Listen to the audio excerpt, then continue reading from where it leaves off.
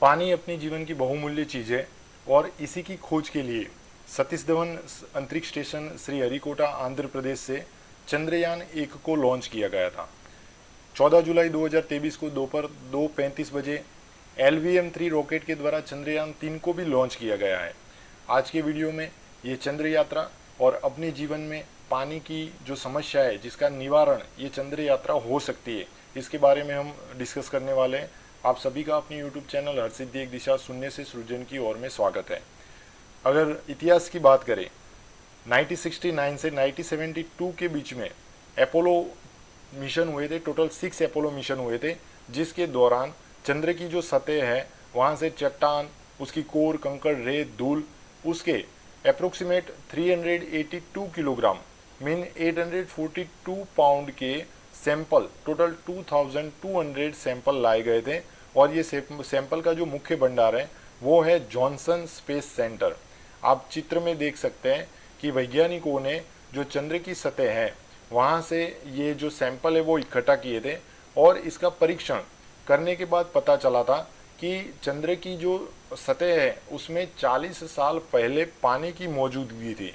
अब ये Apollo astronauts का देखकर अपने इंडियन जो एस्ट्रोनॉट्स थे उन्होंने भी सोचा कि हम भी क्यों भारत की ओर से चंद्र पर अपना कोई यान भेजें और चंद्र की सतह का अभ्यास करें। इसके लिए लॉन्च हो गया चंद्रयान 1। चंद्रयान 1 जो है वो 22 अक्टूबर 2008 को लॉन्च किया गया था सतीश धवन स्पेस सेंटर श्रीहरिकोटा आंध्र प्रदेश से। अपोलो के द्वारा जो सैंपल लाए गए थे वो जब पृथ्वी पर ला रहे थे तो हम सबको पता है कि उसमें एटमॉस्फेयर होता है, उसका रिएक्शन हो जाता है, तो उससे जो सैंपल थे वो हवा से प्रदूषित हो गए थे। तो इससे गलती ये मतलब ये भी नहीं पता चल रहा था कि ये जो सैंपल लाए हुए हैं वो कोई ग्रहीय कोई पदार्थ है या फिर नहीं है। ये मतलब थोड़ा सा कंफ्यूजन हो गया था। अपोलो अंतरिक्ष यात्री द्वारा पृथ्वी पर लाया गया जो चट्टान का जो सैंपल था उसका विश्लेषण किया गया था और उससे वैज्ञानिकों ने ये पता लगाया था कि 40 साल पहले चंद्रमा पर पानी मौजूद था। लेकिन उन्हें इस खोज के बारे में संदेह था। क्यों संदेह था? क्योंकि जिन बक्सों में ये चंद्रमा की चट्टानें लाई जा रही थी वो पृथ्वी पर आ रही थी, तब उसमें रिसाव हो रहा था और कुछ जो सैंपल थे वो वायुमंडल की हवा से प्रदूषित हो गए थे, दूषित हो गए थे। अब यह कोई ग्रहीय सत्य नहीं रहा था कि चंद्रमा में पानी नहीं है, ऐसे भी कोई प्रूव नहीं कर पा रहा था।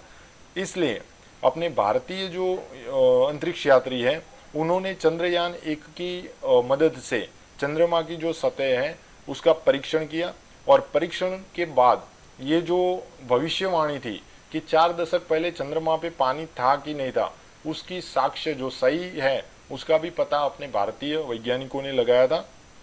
इसमें चंद्रमा की जो सतह है वो चंद्रमा की सतह पर पानी के जो अणु है वो उनके बारे में पता लगाया था। जो चंद्रयान 1 लॉन्च हुआ था उस चंद्रयान 1 में 5 भारतीय उपकरण थे और 6 विदेश से थे।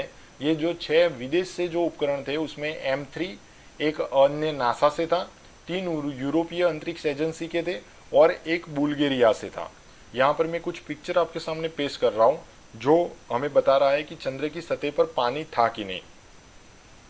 आप ये ब्लू कलर का शेड देख सकते हो, ये जो है उसके हिसाब से चंद्रयान 1 ने ये पिक्चर भेजे हुए थे और उससे अपने जो स्पेस साइंटिस्ट थे उन्होंने पता लगाया था कि जो लूनर एनवायरनमेंट है, जो चंद्र का एटमॉस्फेयर है, उसमें पानी की पॉसिबिलिटी और जीवन की भी पॉसिबिलिटी है।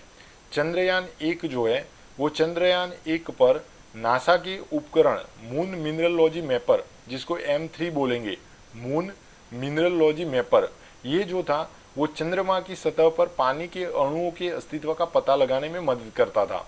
M3 याद रखिएगा, मून मिनरलॉजी मैपर, इसका काम था जो चंद्र की सतह है उसमें पानी के अणु जो होते हैं उसका अस्तित्व है कि नहीं।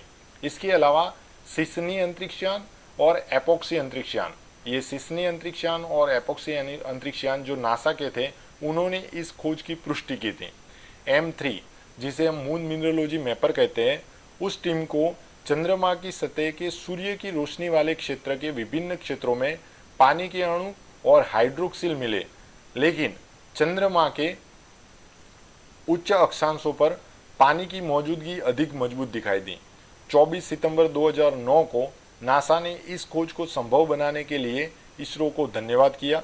चंद्रमा की जो सतह है उस सतह पर पानी के अणु का पता लगाने वाले भारतीय पहले चंद्र मिशन की खोज ने वैज्ञानिकों को इस उम्मीद से प्रसन्न किया था कि यह भविष्य में पृथ्वी के प्राकृतिक उपग्रह में वनस्पति बढ़ने का मार्ग प्रशस्त करेगा।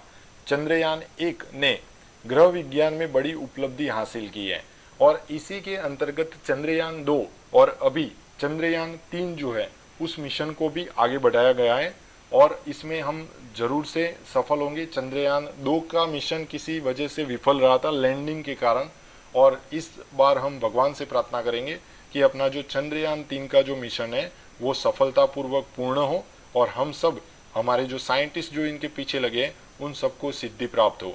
आप सभी का अपनी YouTube चैनल में और ये वीडियो देखने के लिए बहुत बहुत धन्यवाद।